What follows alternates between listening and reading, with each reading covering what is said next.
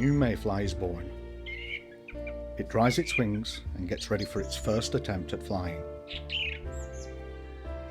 For the first time, it takes to the wing, but miscalculates its maiden flight and lands on the surface of the water. This is just what a feeding trout is waiting for. An apparently common daily event on most rivers and lakes during the summer, but only apparently. But if man's unwise intervention carries on, this can be a seldom sight. It's without doubt that this environment is threatened. Rivers and lakes are built around an advanced and complex biotope, where there is a thin line between life and death, success and catastrophe. The diverse insect life in a water system totally relies on a good clean water and a varied environment in order to be successful. Fishermen with an interest in the environment have long been putting this in focus. Many insects go through changes in their ascent from the water to land. Insects that live the first part of their life underwater go through a change or molt their skin into the winged stage, and spend the rest of their life as terrestrials. These insects lay their eggs in the water again and carry on the life cycle. Various insects require different environments underwater. Some prefer mud, others favour stones and vegetation. A river with a diverse insect life must have a varied riverbed and varied current conditions. Unfortunately, hydropower development, pollution and acid rain have taken their toll on insect life in many places. Insects are an extremely important nutrient for fish and birds.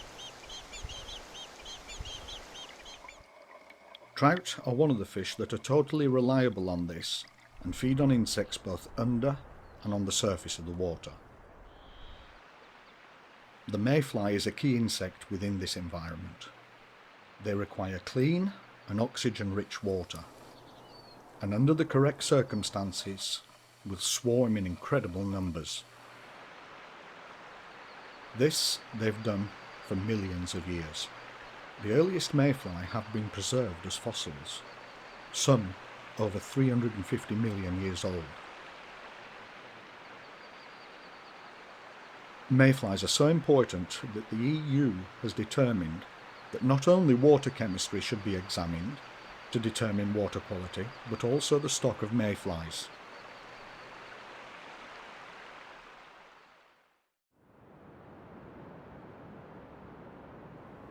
It's winter and the day is at its shortest.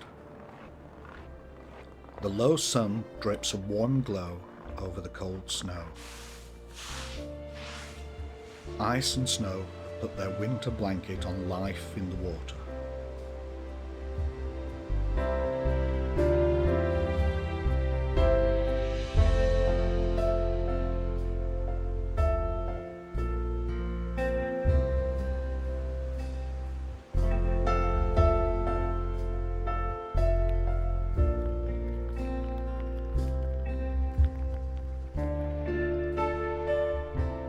But not everything is put on ice as the surface would suggest.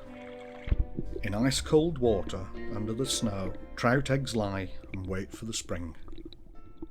They have now been waiting in the gravel for 4 weeks. Inside the ova, a little trout heart has made its first beat. The steady rhythm pushes blood and nutrition around its body.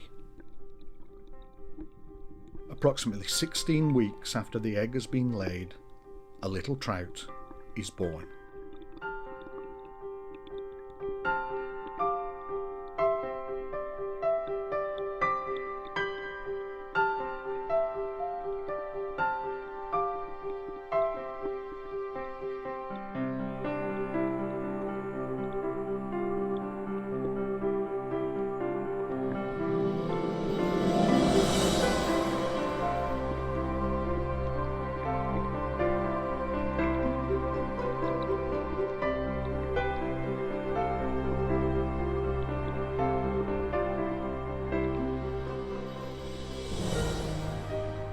After a short struggle, it's free.